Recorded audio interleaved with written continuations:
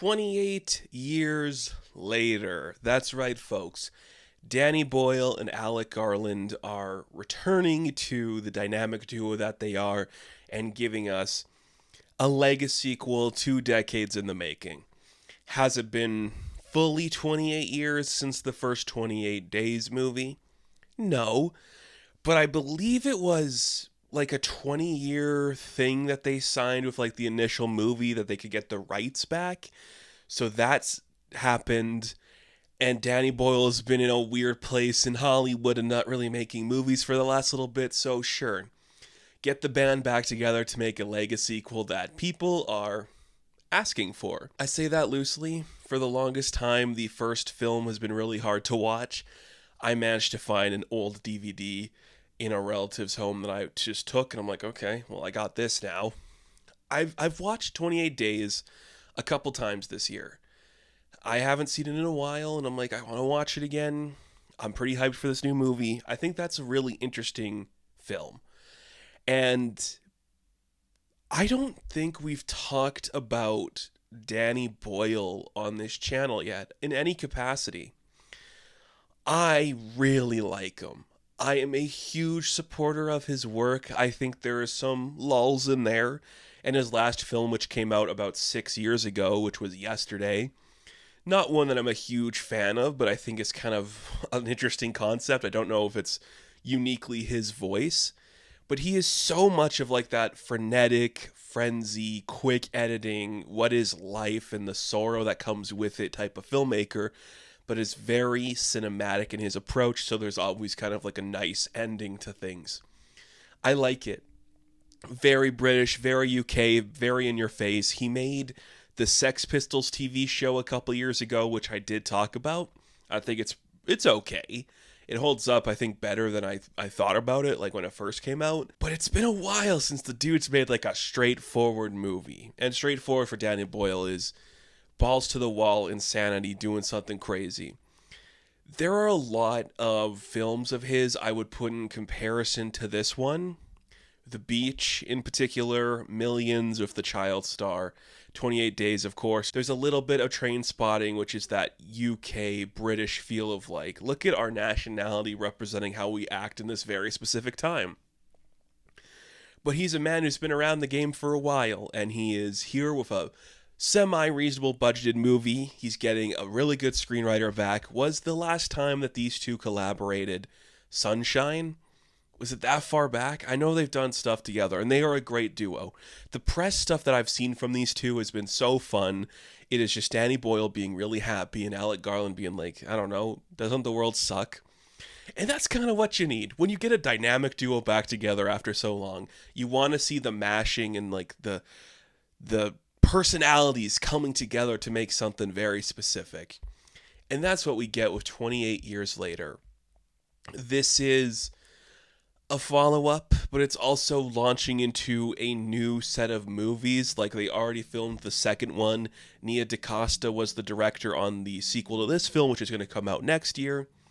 But this new one is Danny Boyle directed. It's the first in a planned trilogy. If we get the trilogy, we'll see what happens. But it is also the third film in a franchise, so it's the classic legacy sequel bait. But there is nothing classic legacy sequel about this movie.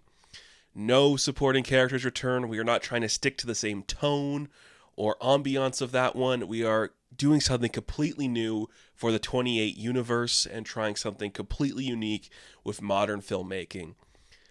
I really like this film. I think it is one of the most well-executed genre pieces we have seen in a long time, especially in like an existing IP world, because it is just so aware of the brand it has, but isn't really about the brand, which is kind of what you want to see. It's a character-driven piece, a coming-of-age story about the generation that's born after the end of the world, essentially. The premise of this movie is just 28 years after the events of the first movie.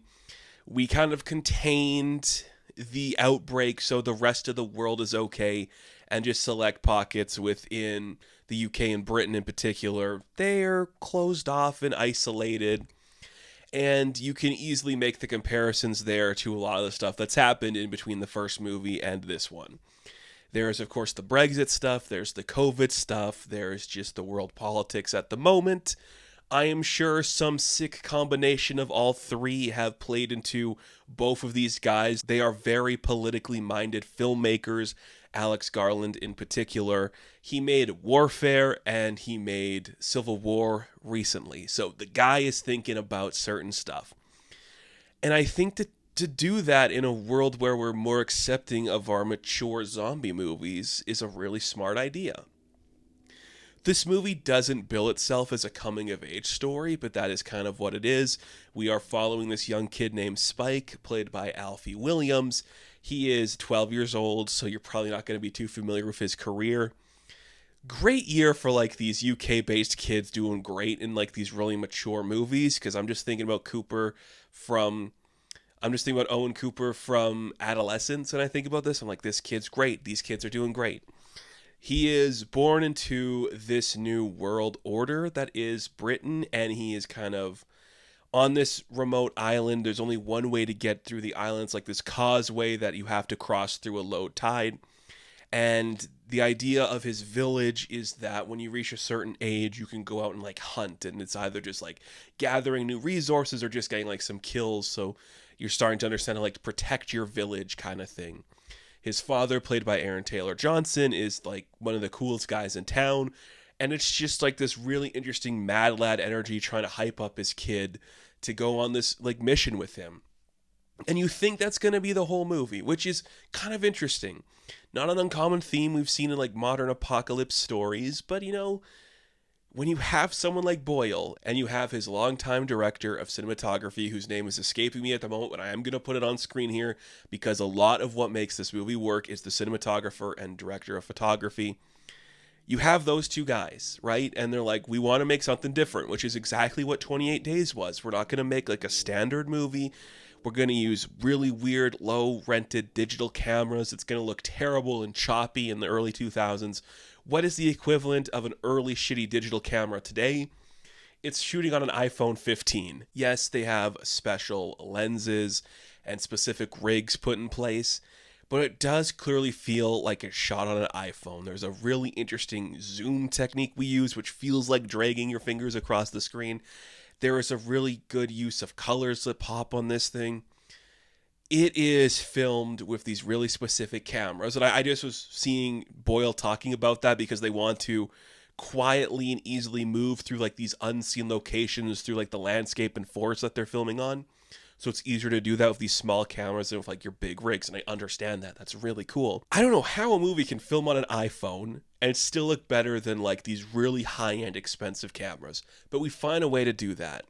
When we're in the forest, even when we're in the village, everything is just quick and gorgeous, and the colors are vibrant. The greens and the blues and the yellows, everything looks really impressive. And then, because it's Danny Boyle, and because he likes the fast-paced, frenetic energy of just everything around you is just quick and insane, there is just snapshots of like infrared colors. There's snapshots of like war footage of British soldiers going to war. There's snapshots from, I think it's Olivier's Henry VIII or Henry V, right? I think it's one of those. Just like, this is about building a society after it's collapsed. And you're seeing the way that it's British nationalism, but we're going through this beautiful, lush forest that's untouched by man and kind of like cultivating resources from it. It's very fascinating, and I just love the energy that it comes to. Just that old school, like, 2000s alternative punk of, like, Britain and all that stuff. But then, like, war footage and soldiers firing arrows and just, like, this collapse of society thing. It's so interesting the way it balances those tones and makes it look gorgeous and so unique. You probably saw some clips going around of, like, this rig that they built that has, like, 20 iPhone cameras, like all in like this weird shape going around. I'm not going to like show you how they use it. I think it is one of the most interesting and visually pleasing things I've seen in a movie in a very long time. I love a director, I love a cinematographer just taking a chance and trying something different. It is kind of, how would you describe it? It's kind of like the Matrix bullet time, like the 360 stuff, but it's way more choppy and clunky. So it's gonna like a really weird edited like pace to it, and man, is it just so cool. And this movie is just choppy, and it's purposefully choppy.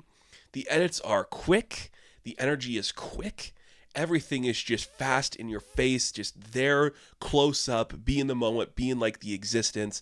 It's really impressive how it handles all that. Well, this is about a young kid realizing the world he was built into might actually be more corrupt than he thought, and that his father might not be the best man that ever lived. And that's just the first act.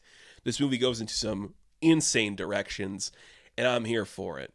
I love all the visuals. It is, I don't know if it's the best script that Alex Garland has written, but you could tell he is just questioning the world around him and some of the choices that have been made. There's a huge presence of like British identity and British nationalism thrown into this. This village literally has like a picture of the Queen up, even though they don't know how the rest of the world turns out. It's so interesting, like the isolation that comes from this is what's left of your identity, and how do you hold on to that? Because you got to remember, the rest of the world is still existing out there, and that's kind of like where I'm taking some modern interpretations from it, how there's really like this destructive thing that's destroyed a country and the people that are in there are trapped in this, but the rest of the world is still going forward and moving on. Like the kid in this who's 12 years old, he sees an iPhone for the first time.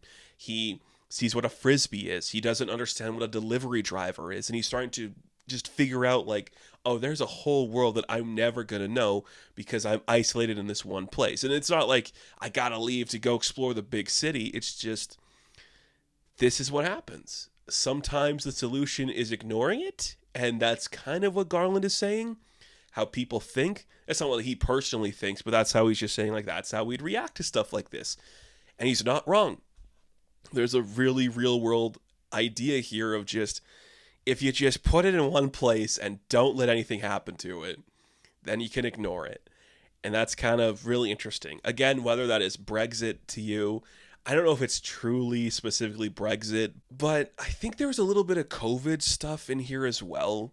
Not like a huge amount. I just think the idea that there's this thing that destroys the world and we think we can contain it by ignoring it.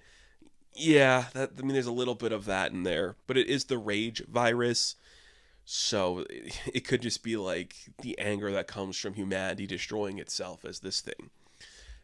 It's truly an amazing film.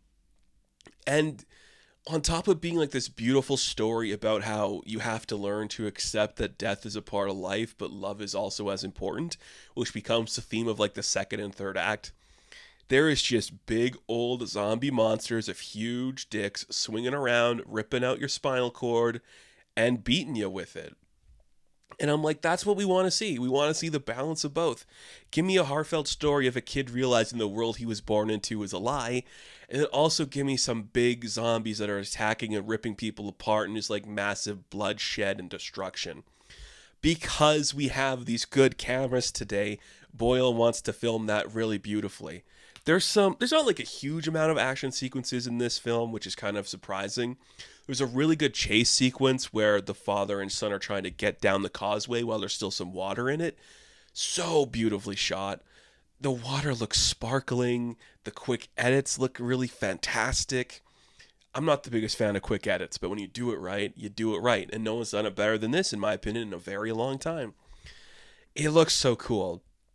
And there's like some fight scenes in a tunnel. There's like a really interesting sequence on a train. It looks so strong. And it's just about like a new society forming from the ashes of an old one. Whether that's the stragglers of the humans or this new rage-infected creature that pops up from it. Such an interesting thing to talk about.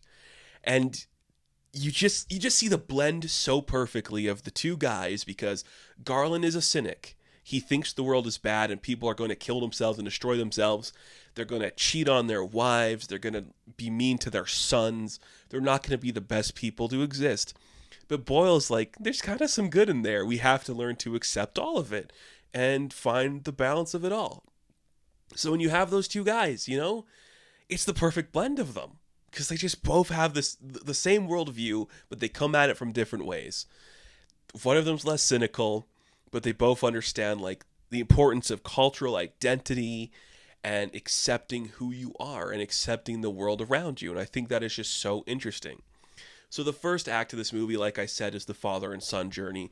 Really cool stuff of them hunting and just like looking at this beautiful world and these lush landscapes. Aaron Taylor Johnson, he's been on a really interesting streak lately. I think Nosferatu really bumped him up in a lot of people's minds. Craven was a thing that happened. He might have found what he's good at, which is this very gruff kind of mad lad energy, which is like, I'm a guy, I'm drinking a pint, I'm just being a bro. And I think that's exactly what he should lean into. Go down that road more because you're really good at it. And you buy that this is like a man who just wants to be taken as like a cool person. Everyone in the village is like really into him and thinks he's special. And he just wants things to stay how they are because the truth of it could be worse than what it is. Really good performance from him. Alfie Williams, like I said, this kid's pretty talented. Very curious to see what he's going to do next after these series of movies because this is his story. It's not really billed as that because how do you build... it's hard to market that when people just want to see like the badass action stuff. But this is a kid who just thinks like, oh, I'm learning that everything around me is bad and maybe what I thought was my identity is wrong. And there's more to life than what I've been told. And you have Jodie Comer, who I guess is like the third lead, if you want to say that. She takes a huge step into the action in the second act of the film. Hit or miss actress for me. I don't hate her, but I'm just waiting for like that one role to pop off. I'm not going to sit here and say that Alex Garland's the best writer of women, because I don't think he is. But this character has a very specific action that needs to be taken, and she's not just a plot device. It is definitely a motherly figure trying to protect her son from the harshnesses of the world that we live in, which is this other thing that I've been thinking about in the film. You are a kid growing up at unprecedented times while the world around you has collapsed or is collapsing. I think maybe, I don't know too much about the personal lives of Danny Boyle or Alex Garland, but I could definitely see maybe there's some younger people in their lives that are very opinionated on the state of the world today who are kind of telling them like, this isn't really good and maybe we shouldn't be blind to the things happening around us. I could see that being an angle that's played up in there too.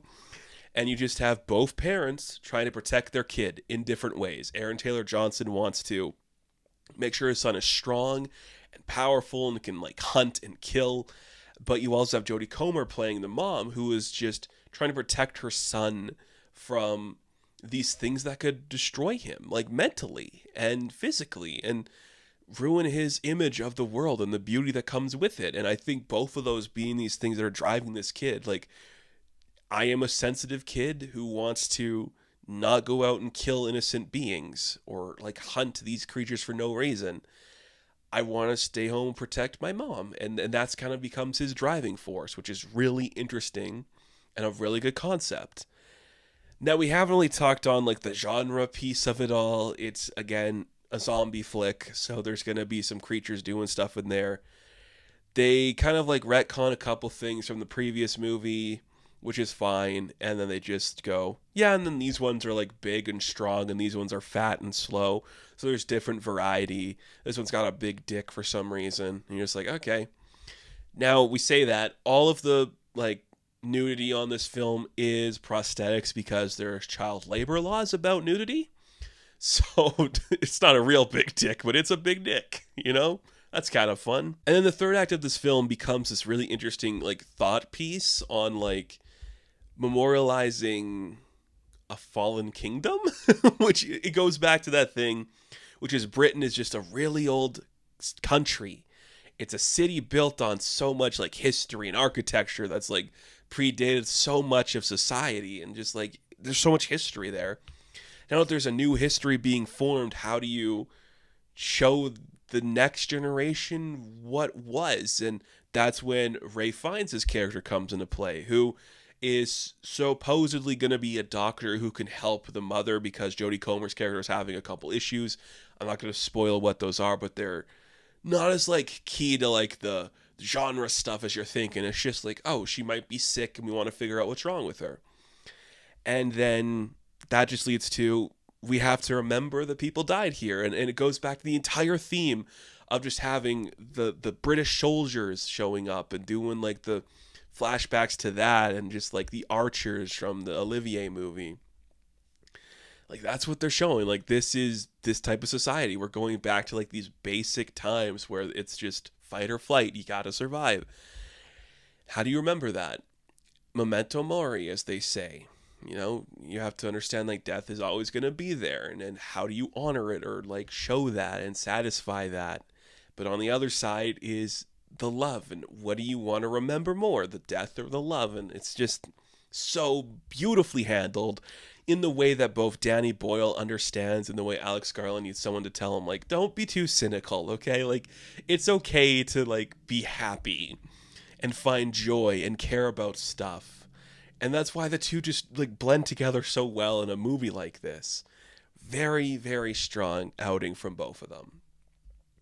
And then it sets up the sequel, which is fine. I think that is going to be a hit or miss sequence for a lot of people. It's like, are you going to vibe with it? We get like the emotional catharsis at the end, and then boom, not a post-credit scene, but like a, denouement. And it's like, all right, here's the next thing. Hey, I think it's pretty cool.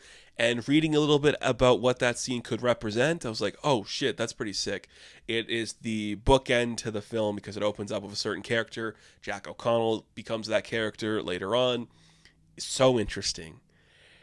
I really dig this movie.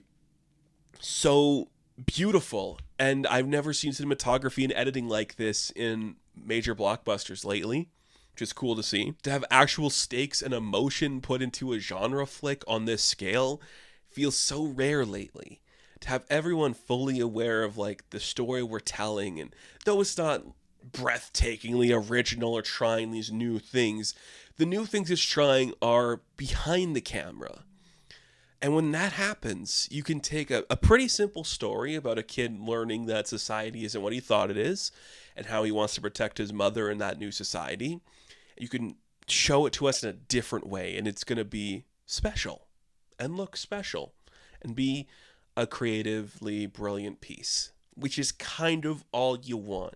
If we're going to do a 28 days later follow-up, 28 years after, don't give me the basic stuff where Cillian Murphy is like going to show up and do the Han Solo thing where he's going to introduce the next generation how to fight to survive. I don't want that.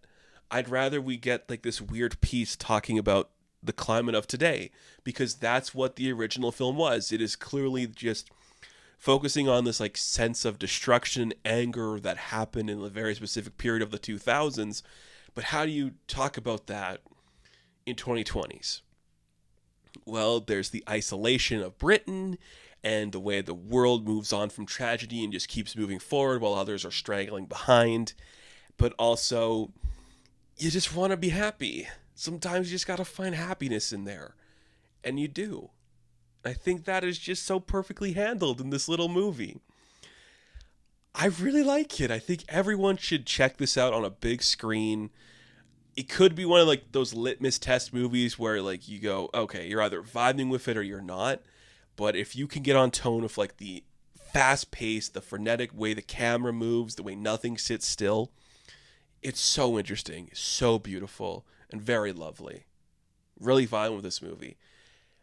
Maybe my favorite of the year. Oh, is that rude to say? I'm amazed how much I'm really vibing with horror movies this year, because it's not my favorite genre. But when you take something as simple as like there's a vampire coming to a club, or this kid has to survive in a zombie world, and you spin it on its head to do something cool, you get really good movies. Or you just do Final Destination Bloodlines, and it's like, yeah, this is just successful and awesome. And that's what you get. You get great horror movies. So, 28 years later, I am going to give a 9 out of 10. Now, thank you all for watching this review. Be sure to like and subscribe to the channel. And of course, I will catch you in the next one. Have fun. Stay safe. Good luck.